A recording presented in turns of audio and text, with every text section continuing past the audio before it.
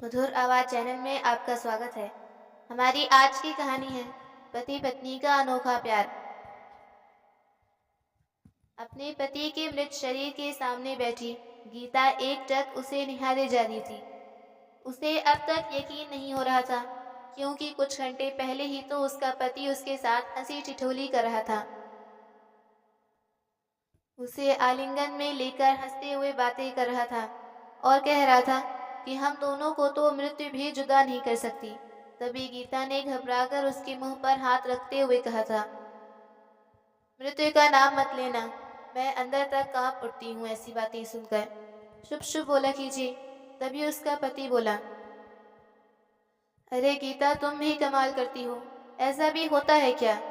मृत्यु का नाम लेने से मृत्यु आ जाती तो सारी दुनिया ही खत्म हो जाती। यह बात सुनकर गीता हंस पड़ी, लेकिन वह क्या जानती थी कि मृत्यु को ललकारने का परिणाम इतनी जल्दी सामने आ जाएगा। जिस समय उसका पति ऑफिस में बैठा था, काम करते करते ही उसे दिल का दौरा पड़ा।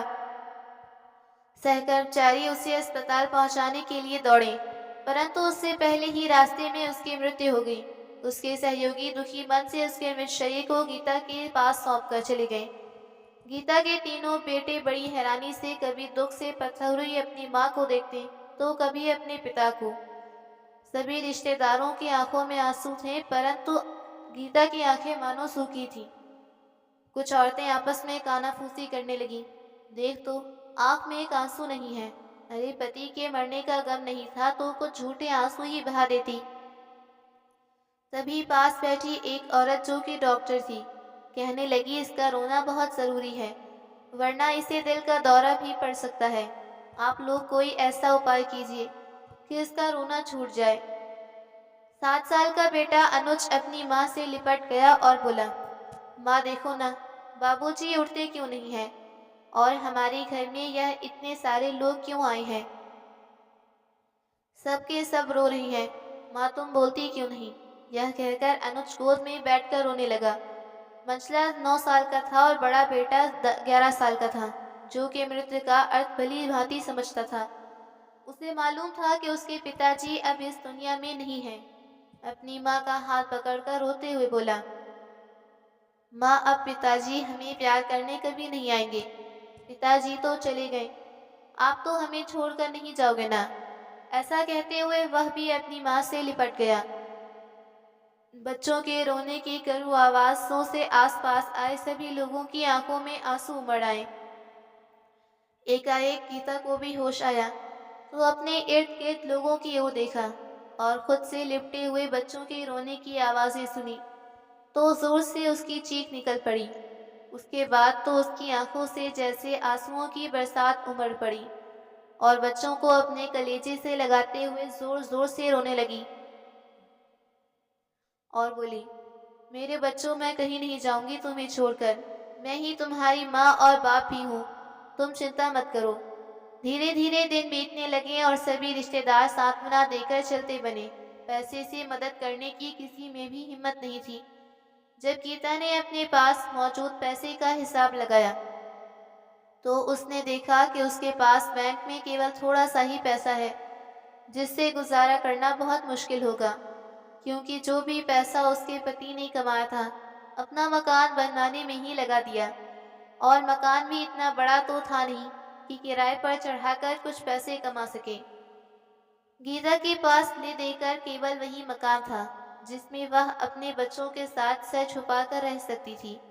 गीता ने नौकरी करने का विचार बनाया और जिस ऑफिस में उसका पति नौकरी किया करता था वहां पर उसने नौकरी के लिए अर्जी दी।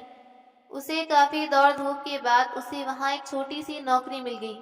ज्यादा पढ़ी लिखी भी नहीं थी, केवल 12वीं पास थी, इसलिए नौकरी भी कुछ खास नहीं मिली। उसकी तनख्वाह से गुजारा चलाना मुश्किल था, इसलिए घर पर ऑफिस से लौटने के बाद वह छोटे छोटे बच्चों को ट्यूशन पढ़ाने का काम करने लगी। हालांकि ट्यूशन से भी उसे ज्यादा आय नहीं होती थी, क्योंकि लोग कम पैसों में ही काम निकलवाना चाहते थे।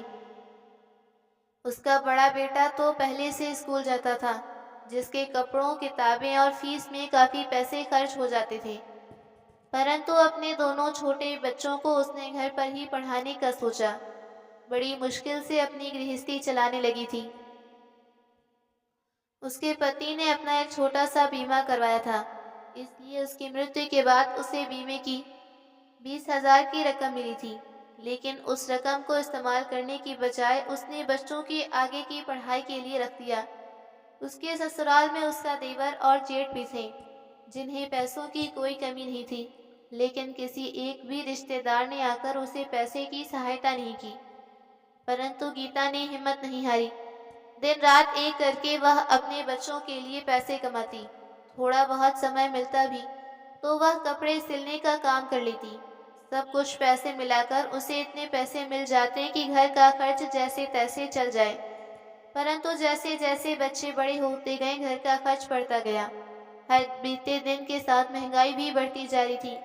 बच्चों का भविष्य बनाने के चक्कर में उसने अपना ध्यान ही नहीं रखा।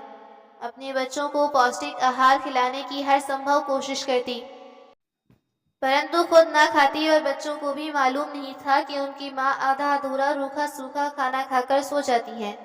परिणाम स्वरूप सुंदर सी गीता की काया जीर्ण और कंकाल मात्र रह गई। अच्छा भोजन न मिलने और चिंतित रहने के कारण वह असमय ही तेजी से वृद्धावस्था की तरफ बढ़ रही थी। परंतु उसे अपनी चिंता नहीं थी। तीनों बेटे पढ़ाई में काफी तेज थे। गीता अपने बच्चों को उच्च पदों पर बिठाकर अपने पति की इच्छा पूरी करने की हर संभव कोशिश कर रही थी। उसके पति हमेशा कहा करते थे, गीता हम अपने बच्चों को इस लायक बना देंगे कि लोगों के लिए एक मिसाल कायम हो जाएगी। समय बीतने के साथ साथ तीनों बेटे जवान हो गए और मुश्किलें झेलते झेलते भी गीता ने अपने बेटों को इस लायक बनाया कि उन्हें अच्छी नौकरियां मिल गईं। गीता इसी बात से संतुष्ट थी कि उसने अपने पति की दिली इच्छा को आज पूरा कर दिया था। उसका बड़ा बेटा एक बड़ी कंपनी में डायरेक्टर था, मझला बेटा पुलिस में नौकरी करता था, जबकि सबसे छोटा बेटा एक बहुत बड़ा इंजीनियर था। उन तीनों के लिए अच्छे अच्छे खानदानों से रिश्ते आने लगे थे। बड़ा बेटा अपनी बॉस की लड़की से प्यार करता था और उससे शादी करना चाहता था। जब उसने यह बात अपनी माँ से बताई तो गीता बोली, बेटा जो भी लड़की तुम्हें पसंद हो तुम विवाह कर सकते हो, क्योंकि जीवन तुम्हें निभाना है और मुझे खुशी होगी यदि तुम अपनी पसंद की बहू लेकर आओगे। गीता के बड़े बेटे अमन ने अपनी बॉस की लड़की से विवाह कर लिया। अब गीता यह सोचकर खुश थी कि अब उसका साथ देने वाली कोई लड़की आ जाएगी और वह अपनी जिम्मेदारियों से कुछ हद तक मुक्ति पा जाएगी। परंतु उसकी सारी उम्मीदों पर पानी फिर गया। गीता की बहू का नाम अमृता था, लेकिन वह अपने नाम के बिल्कुल विपरीत थी और जहर जैसी कड़वी थी। आते ही उसने गीता पर अपना हुक्म चलाना शुरू कर दिया। उसे अपनी सास का कोई काम पसंद नहीं आता था। हर बात पर अपनी सास को कहती कि आपको तो किसी काम का सलीका नहीं है। कभी कहती कि आपकी इतनी उम्र हो गई है, परंतु अच्छा खाना बनाना आपको आता नहीं। हमारे घर में तो नौकर भी आपसे अच्छा खाना बनाते हैं कि लोग उंगलियां चाटते रह जाएं। रोज रोज इस तरह के ताने सुनते सुनते एक दिन गीता ने अपनी बहू से कहा, बेटा यदि मेरे हाथ का बना खाना पसंद नहीं आता तो एक अच्छा खाना बनाने वाला रख लो, तुम्हें खाने की कोई शिकायत नहीं होगी।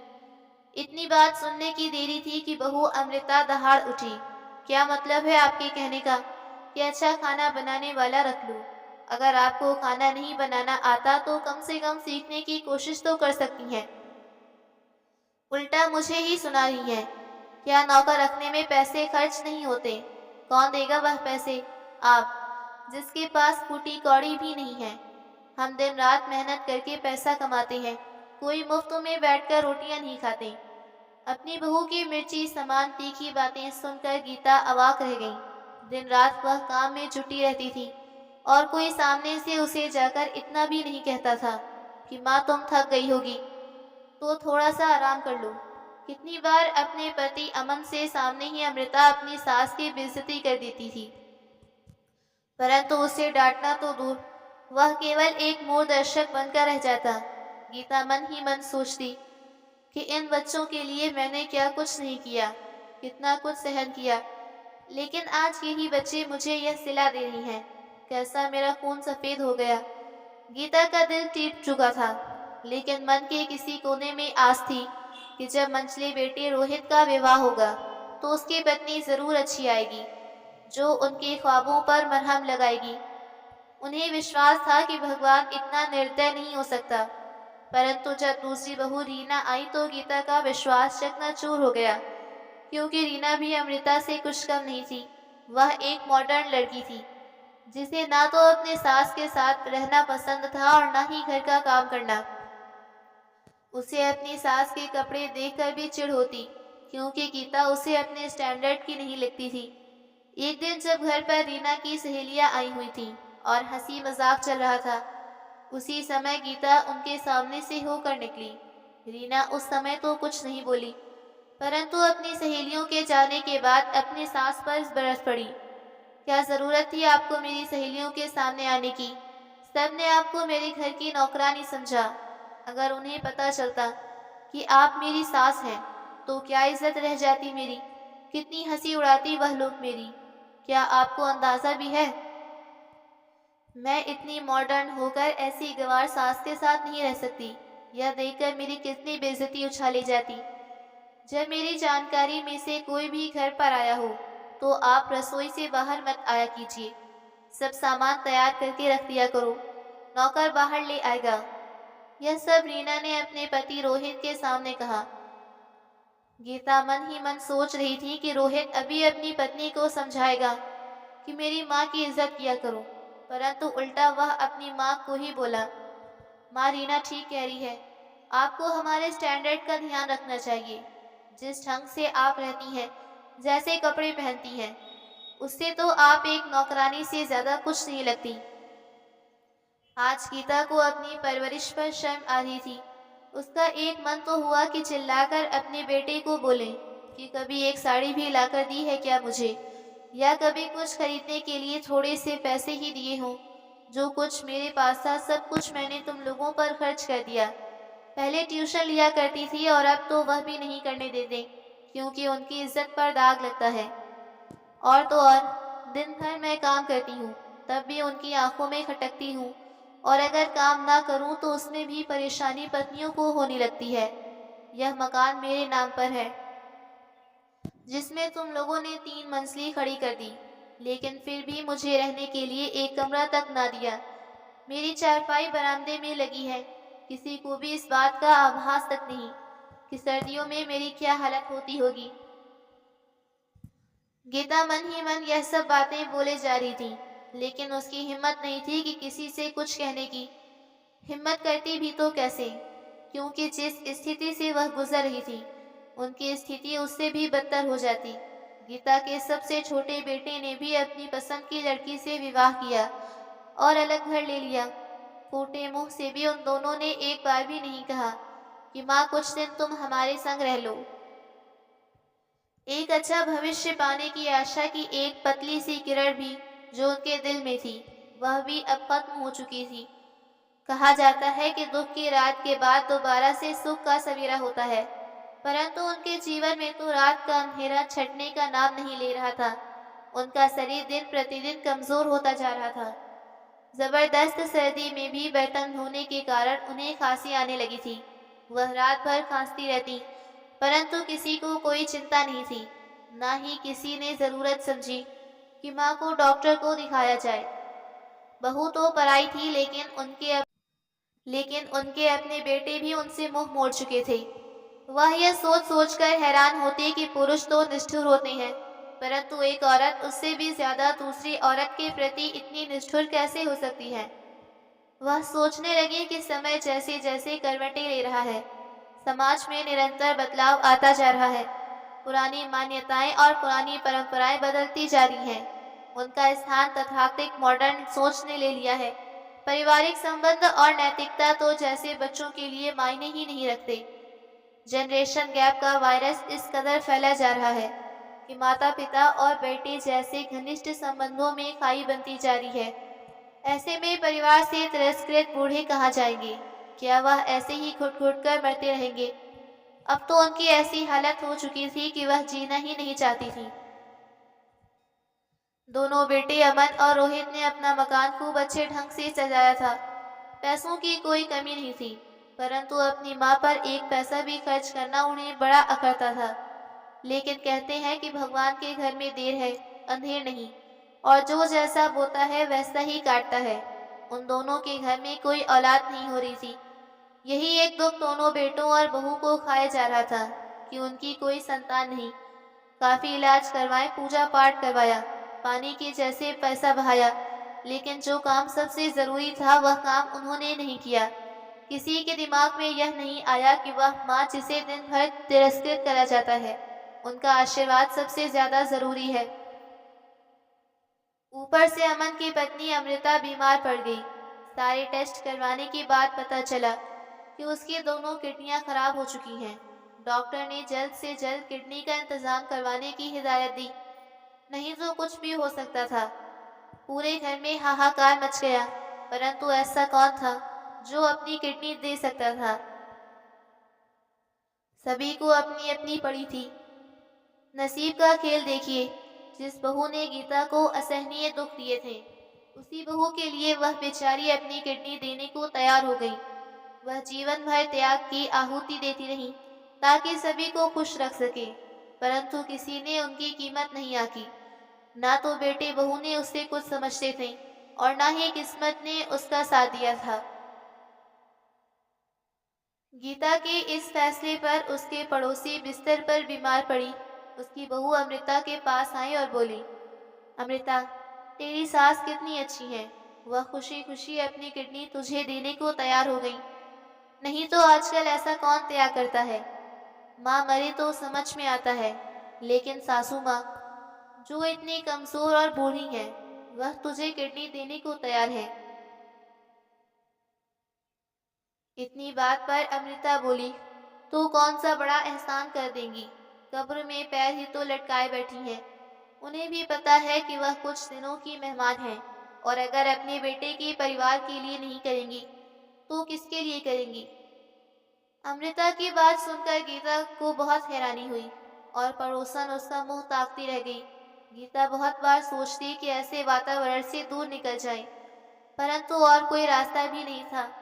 जिन बच्चों को उसने फूलों के पौधों की तरह सींचा ताकि उसका घर का कोना कोना महक उठे, उसमें तो फूल के स्थान पर कांटे उपज आए। सोचा था कि वे आदर्श बेटे बनेंगे, परंतु चूक कहाँ हो गई अब तक जान नहीं पाई थी। पति की मृत्यु के बाद एक क्षण भी ऐसा नहीं था जो सुख भरा हो। 3 पुत्रों की वह अब एक अभागन माँ थी। इसे भी भाग्य का खेल ही कहा जाएगा कि मंझला बेटा रोहित, जो डायबिटीज का मरीज था, अचानक उसका शुगर लेवल इतना बढ़ गया कि उसकी आंखों की रोशनी ही चली गई। अखबारों में निकाला गया था कि जो कोई आंखों का इंतजाम करवा देगा उसे अच्छी रकम दी जाएगी, लेकिन आई बैंक में भी आंख नहीं थी। इधर रोहित और रीना दोनों चिंता के मारे घुले जा रहे थे। एक दिन पंडित जी से पूछा तो उन्होंने कहा, ऐसा लगता है कि आप सभी ने किसी का बुरी तरह से दिल दुखाया है। किसी की बद्दुआ लगी है जो इस घर पर बिजली बनकर गिर पड़ी है। परंतु इतनी उथल पुथल होने के बाद भी किसी की आंख नहीं खुली।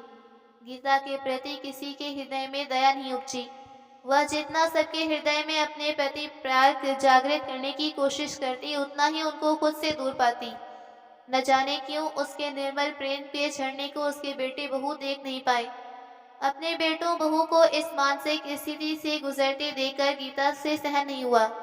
उसके सामने ही उसकी एक बहू किडनी की बीमारी के कारण मौत से जूझ रही थी और दूसरा बेटा अपनी आंखों की रोशनी को खो बैठा था। यह सब हालत देखते हुए गीता ने एक निर्णय लिया कि वह अपनी एक किडनी अपनी बहू को दान करेंगी और एक आंख अपने बेटे को डोनेट करेंगी। परंतु आंखें दान करने के विषय में डॉक्टर ने बताया कि एक जीवित व्यक्ति अपनी आंखें दान नहीं कर सकता। और जब किडनी देने के लिए चेकअप करवाया गया तो पता चला कि गीता की शुरू से ही एक ही किडनी थी, जिस कारण वह किडनी डोनेट नहीं कर सकती थी। डॉक्टर ने बताया, माताजी, आपकी एक ही किडनी है, जिसे निकालने पर आपकी मौत हो जाएगी। हम डॉक्टर का काम जिंदगी बचाना है, ना कि जान लेना। जीवित व्यक्ति अपनी आंखें भी नहीं दान कर सकता। ऐसा जानकर गीता बहुत निराश हो गई। जीवन के प्रति उसका मोह तो पहले ही नष्ट हो चुका था, क्योंकि जिस तरह का जीवन वह जी रही थी, मृत्यु उससे कई ज्यादा सुखदायी हो सकती थी। यह सोचकर उसे एक उपाय सूझा कि अब तक वह आहुतियां ही देती आ रही थी, परंतु किसी ने उसकी कद्र नहीं जानी। किसी को उसके त्याग का आभास तक नहीं हुआ। ना तो उसके परिवार का कोई सदस्य उसे प्यार दे सका और ना ही उचित सम्मान। तो ऐसे जीवन होने का क्या फायदा? यह सोचकर वह एक फैसला कर चुकी थी, लेकिन उसे फैसले को अंजाम देने से पहले उसने एक पत्र लिखा। पत्र लिखने के पश्चात उसने पास में पड़ी नींद की गोलियों की ओर नजर उठाकर देखा। अगले दिन सुबह जब गीता अपने बिस्तर से नहीं उठी, तो घर के सभी सदस्य हैरान थे कि हमेशा सबसे पहले उठ जाने वाली माँ आज क्यों नहीं उठी। जब बड़े बेटे अमन ने उसे हिलाने की कोशिश की, तो उसके आश्चर्य का ठिकाना न रहा। उसकी माँ हमेशा हमेशा के लिए एक गहरी नींद में सो चुकी थी। पास में रखे पत्र पर नजर गई। अमन ने उस पत्र को उठाकर खोला, तो उसमें जो लिखा था उसे पढ़कर वो स्तब्ध रह गया। पत्र में लिखा था, मेरे प्यारे बच्चों, तुम सभी के लिए मैं जीवन भर त्याग करती रही, परंतु तुम में से किसी को इसका आभास तक नहीं हुआ। न जाने कितनी बार मैंने त्याग और बलिदान की आहुतियां दी। सच पूछा जाए तो जीवन में कितनी आहुतियां भी मैंने दी। मेरा भरसक प्यासा था कि मैं तुम सभी को खुश रख सकूं, परंतु यह मेरे भाग्य का खेल था कि मैं हमेशा असफल रही। तुम्हारे दिल में मेरे प्रति जरा सी भी भावनाएं जागृत न कर पाए, और अब तो मेरे पास कुछ बचा भी नहीं था आहुति देने के लिए। इसलिए सोचा कि अब क्या करूं, जिससे तुम लोगों का जीवन भी संवर जाए और तुम मेरे प्यार को नाटक भी ना समझो। इसलिए आज मैं अंतिम आहुति देने जा रही हूँ। यह मेरी पूर्ण आहुति होगी, ताकि मेरी आत्मा को भी शांति मिल जाए और शायद तुम लोगों को भी मेरा त्याग और बलिदान का थोड़ा सा आभास हो सके। तुम्हें पाल पोसकर बड़ा करते करते मेरी झोली तो बिल्कुल खाली हो चुकी थी। अब मेरे पास कुछ नहीं बचा। हाँ, बस एक जान बची है, जिसका बलिदान देकर इस संसार से विदा ले रही हूँ। जीवन भर मेरा मन प्यार के लिए तरसता रहा, अपनत्व से भरे संबंधों के लिए तरसता रहा, परंतु अब मैं थक चुकी हूँ। मेरी आत्मा हमेशा हमेशा के लिए शांति चाहती है। मैं चाहती हूँ कि मेरी किडनी मेरी बहू अमृता को लगवा दी जाए, ताकि वह अपना जीवन सुखमय बिता सके, और मेरी दोनों आंखें मेरे प्यारे बेटे रोहित को लगवा दी जाए, जिससे वह जीवन का पूरा आनंद उठा सके। मैंने बहुत कोशिश की, परंतु मेरे जीते जी कोई भी डॉक्टर ना तो मेरी किडनी निकालने को तैयार था और ना ही आंखें। इसलिए मैंने यह फैसला लिया है कि मैं हमेशा हमेशा के लिए इस दुनिया को छोड़कर चली जाऊं। अपने इस फैसले के जिम्मेदार मैं स्वयं हूँ। भगवान करे तुम सब हमेशा खुश रहो। पत्र पढ़ते पढ़ते अमन की आंखों में आंसू आ गए। पढ़ने के पश्चात उसे एहसास हुआ कि उन लोगों से कितना बड़ा गुनाह हो गया है। अपनी जिस माँ की कदर उन्होंने पूरी उम्र नहीं जानी, आज वही माँ अपने बेटे और बहू का जीव बचाने के लिए अपना शरीर त्याग चुकी थी। आज एक ममताई माँ अपनी पूर्ण आहुति दे चुकी थी। आज अमन पछतावे के कारण फूट फूट कर रो रहा था, परंतु इस पछतावे के लिए अब बहुत देर हो चुकी थी। दोस्तों, यह कहने की जरूरत नहीं है कि माता पिता हमारे जीवन में कितने मूल्यवान होते हैं, इसलिए उनके रहते हुए ही उनकी सेवा करो, उनसे प्यार करो, क्योंकि जब वह चले जाएंगे तो कुछ नहीं कर पाओगे। तो दोस्तों, आपको ये कहानी कैसी लगी, लाइक कमेंट करके ज़रूर बताएं।